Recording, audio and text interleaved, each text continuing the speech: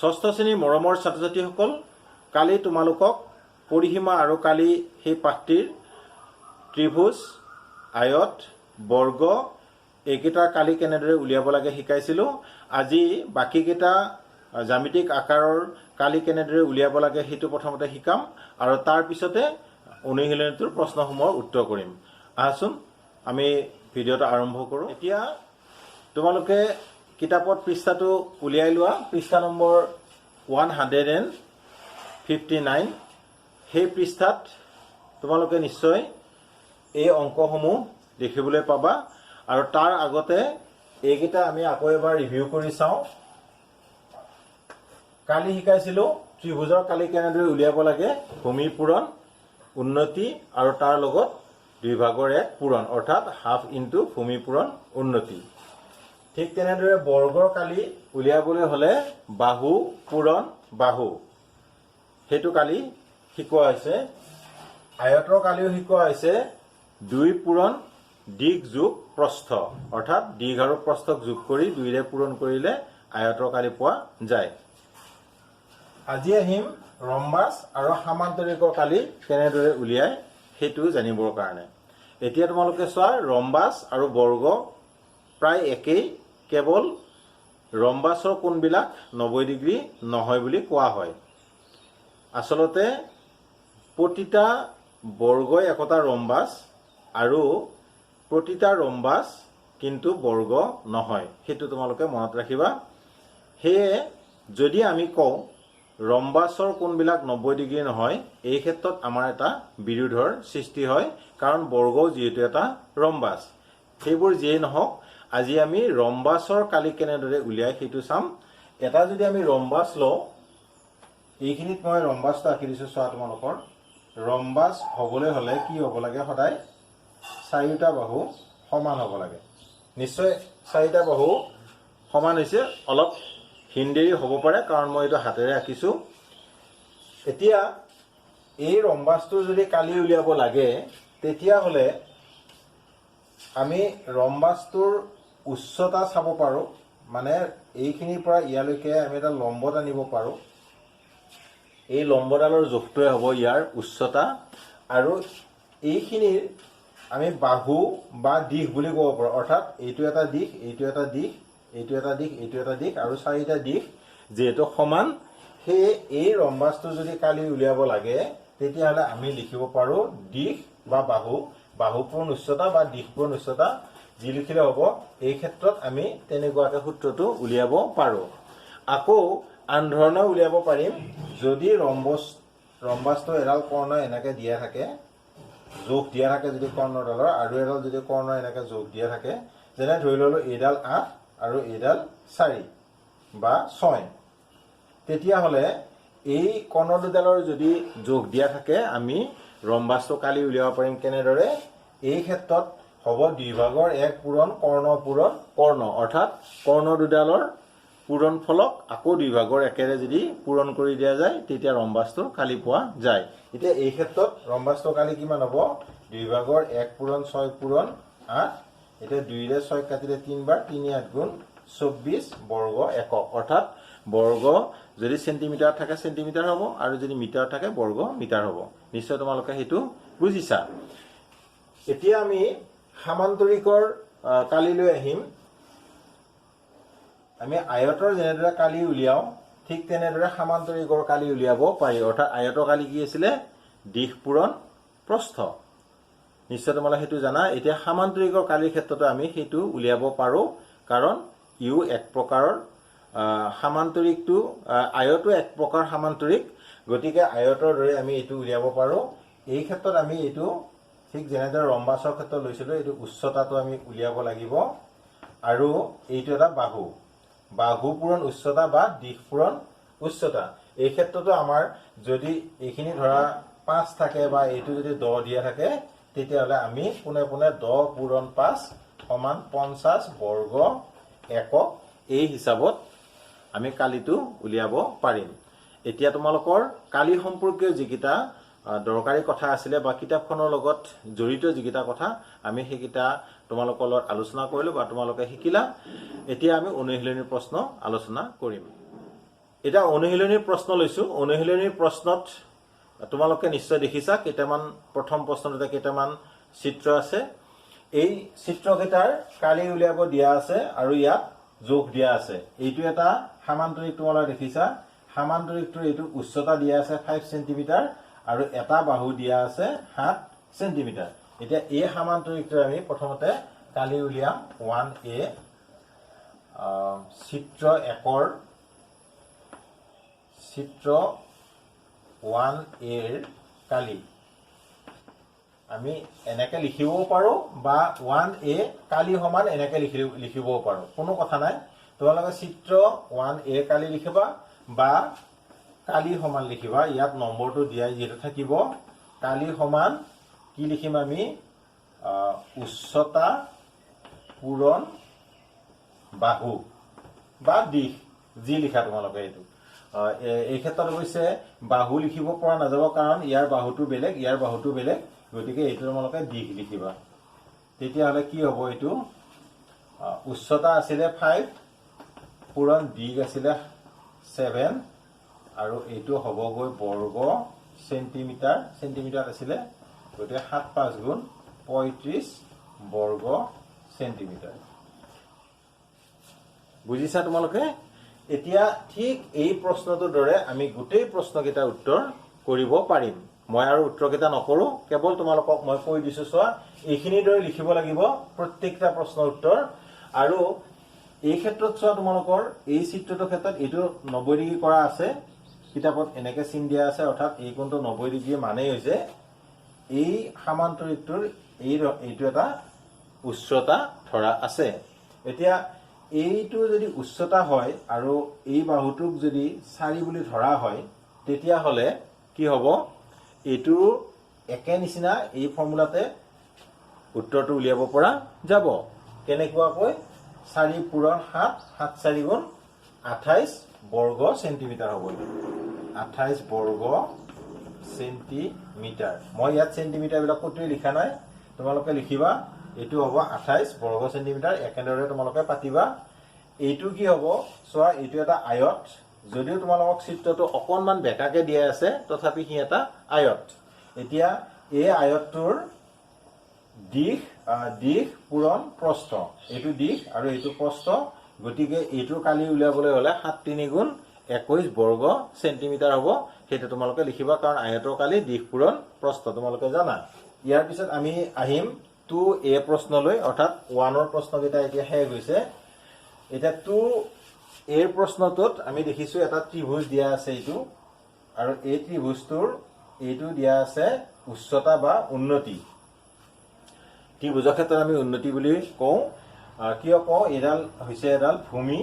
তোমালোকে জানা ভূমিৰ ওপৰত যেতিয়া লম্ব টনা হয় এটা শীৰ্ষবিন্দুৰ পৰা তেতিয়াহ'লে সেইটো কোৱা হয় উন্নতি।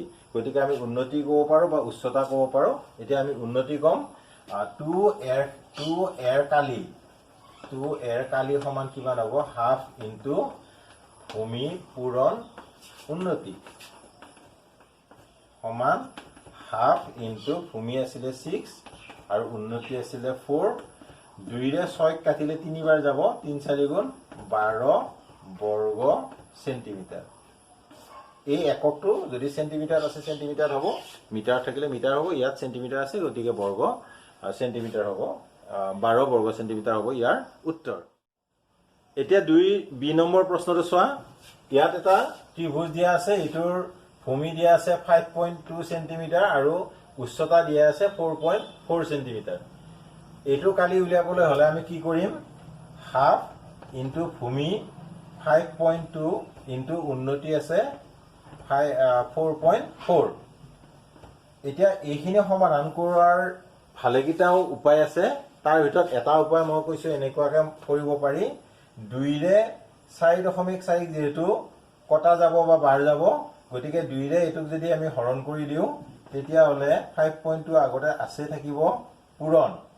2ৰে 4 হৰণ কৰিলে 2 বাৰ আৰু দশমিক থাকিল, আকৌ 2ৰে 4 হৰণ কৰিলে 2 বাৰ, অৰ্থাৎ 5.2 ইনটু 5.2। এতিয়া এই দুটা পূৰণ কৰিলে ইয়াৰ কালিটো ওলাব 5.2 2.2ৰে হৰণ কৰি দিয়া 2 দুগুণ 4 5 দুগুণ 10 2 দুগুণ 4 5 দুগুণ 10 4 4 1 আৰু 1 অৰ্থাৎ 11.44 হ'ব ইয়াত দুটা সংখ্যা এই দশমিক হ'ব 11.44 বৰ্গ সেন্টিমিটাৰ এটি সেন্টিমিটাৰ আছিলে গতিকে এইটো হ'ব ইয়াৰ উত্তৰ তোমালোকে বুজি পাইছা আসলতে তোমালোকে ইয়াৰ প্ৰত্যেকটা অংক কৰিব পাৰিবা কোনো অসুবিধা নাই মই আৰু অংককেইটা নকৰো এইমাত্ৰ যেনেকে মই অংকটো কৰিলো তোমালোকে তেনেকুৱাকে কৰিবা কেৱল এইটো 90 ডিগ্ৰী অৰ্থাৎ এইটোৱে হৈছে ইয়াৰ উচ্চতা হেয়ে ইয়াক 4 লগত 5.8 পূৰণ কৰিবা এইটোৰ ক্ষেত্ৰত দেখিছা তোমালোকে এইটো 90 ডিগ্ৰী কোণ দিয়া আছে গতিকে এইটোৱে উচ্চতা বা উন্নতি হ'ব গতিকে 8 পূৰণ 6 হ'ব 8 6 গুণ 48 বৰ্গ সেন্টিমিটাৰ হ'ব ঠিক তেনেদৰে এইটোৰ ইয়াত এনেকে চিন দিয়া আছে মানে এইটো হৈছে উন্নতি গতিকে ভূমি 5 উন্নতি 6.6 বা উচ্চতা গতিকে সেই দুইটাক পূৰণ কৰিলে উত্তৰটো ওলাব তোমালোকে চাগৈ এই অংককেইটা বুজিব পাৰিছা এতিয়া তোমালোকৰ কাম হ'ব সেইকেইটা অংক সুন্দৰকৈ বহিত পাতি লোৱা এবাৰ 3 নম্বৰ প্ৰশ্নটো লৈছো এই প্ৰশ্নটো তোমালোকে দেখিছা এটা সমান্তৰিকৰ চিত্ৰ দিয়া আছে আৰু সমান্তৰিকটোৰ এটা বাহুৰ যোগ দিয়া আছে 8 সেন্টিমিটাৰ আৰু এইখিনিৰ দৈৰ্ঘ্য দিয়া আছে 3 সেন্টিমিটাৰ আৰু সমান্তৰিকটোৰ উচ্চতা দিয়া আছে 4 সেন্টিমিটাৰ এতিয়া সমান্তৰিকটো কালি উলিয়াব লাগে চিত্ৰত তোমালোকে দেখিছা এ বি সি ডি এনেকৈ নামকৰণ কৰিছে কিন্তু এটো ভুল হৈছে কেতিয়াও নামকৰণ এনেদৰে নহয় খৰিগতাৰ দিশত নহয় সদায় নামকৰণবিলাক খৰিগতাৰ বিপৰীত দিশত হয় তোমালোকক মই এটো শিকাইছো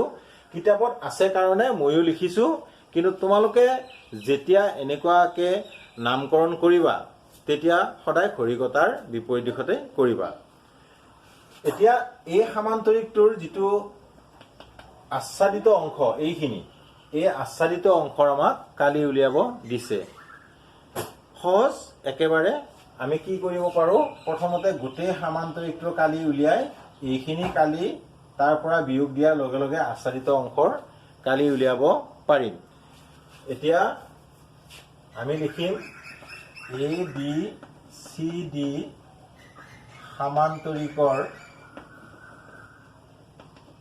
কালি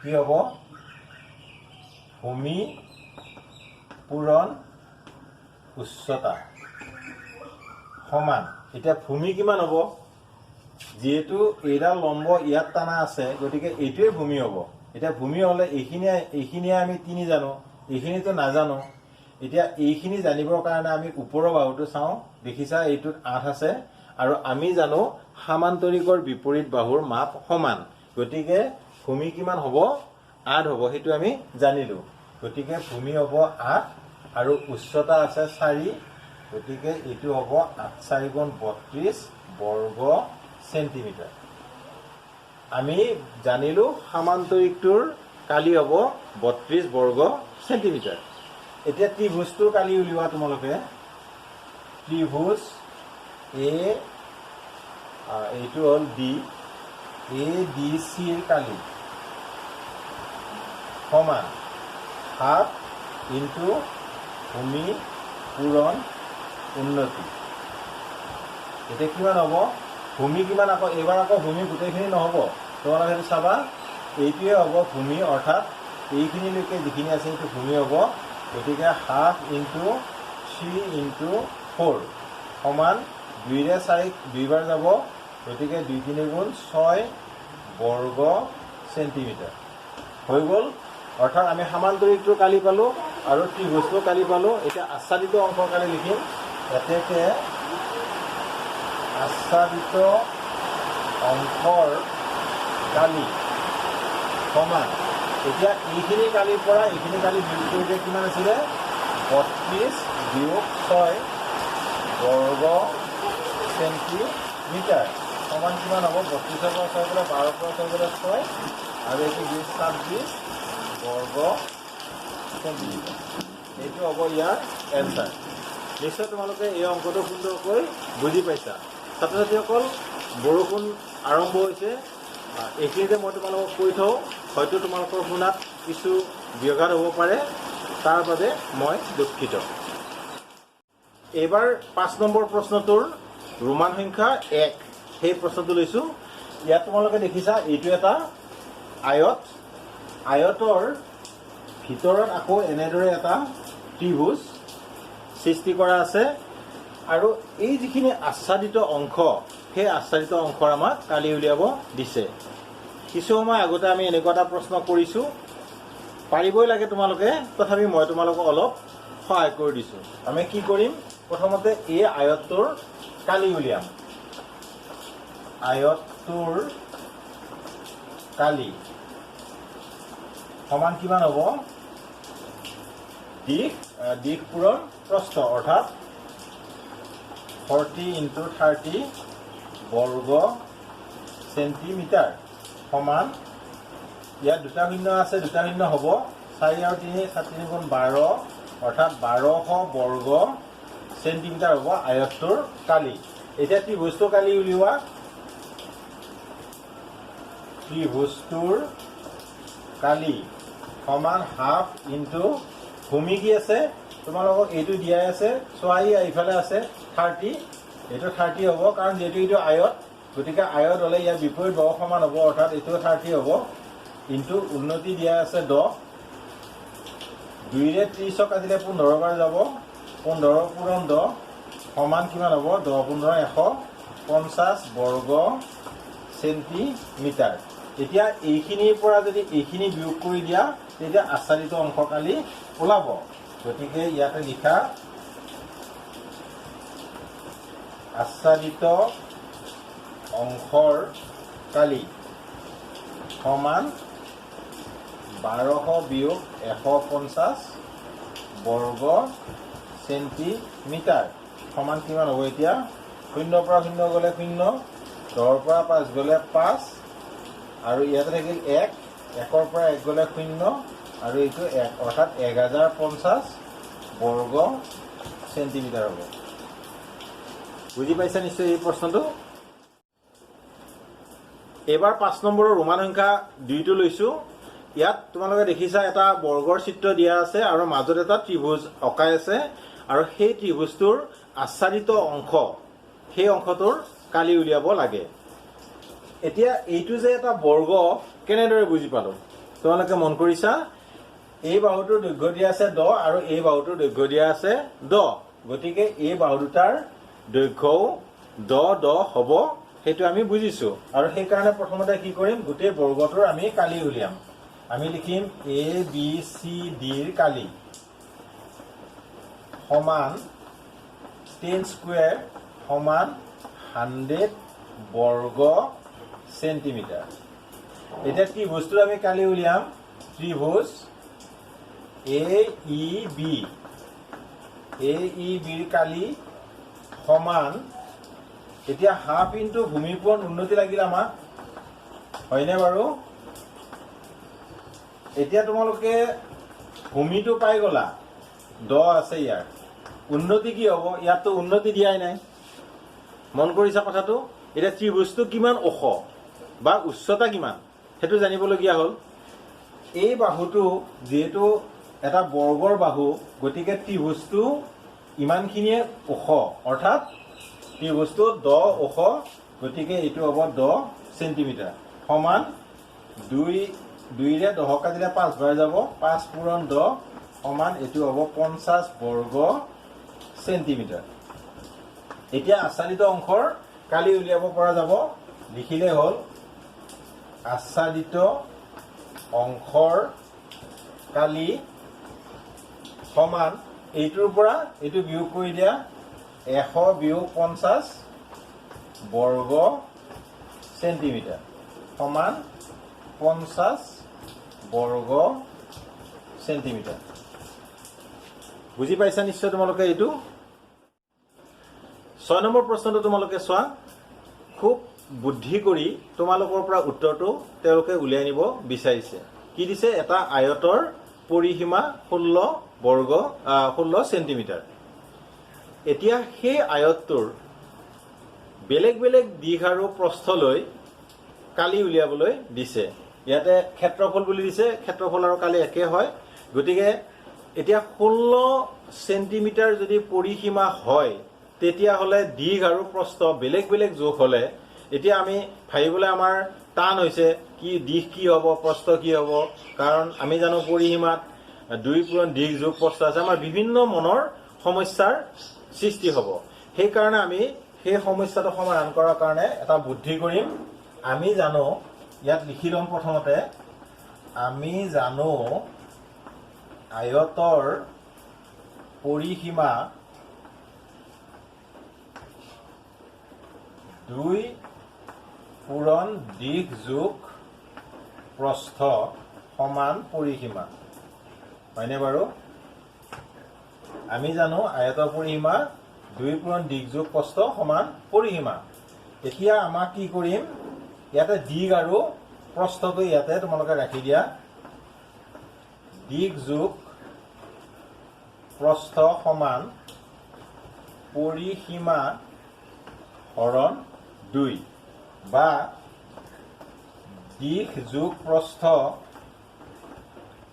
সমান পৰিসীমা দিয়া আছিলে 16 to is equal to হ'ব 8 এতিয়া তোমালোকে নিশ্চয় বুজিলা যে দীঘ আৰু প্ৰস্থ 8 হ'ব লাগিব অৰ্থাৎ দুয়োটা মিলি 8 হ'ব লাগিব সেইটোৱে এতিয়া আমাৰ বুদ্ধি আমি এইটো উলিয়াই ললো যি আয়তৰ পৰিসীমা 16 সেই আয়তটোৰ দীঘ আৰু প্ৰস্থ এই দুটাৰ ভিতৰত 8 হ'ব লাগিব এতিয়া তোমালোকে ভাবাচোন কেনে কেনে 8 হ'ব লাগে এতিয়া আমি কি কৰিব পাৰিম দীঘ যদি 6 ধৰো প্ৰস্থ 2 ধৰো 6 2 8 হ'ব আকৌ দীঘ যদি আমি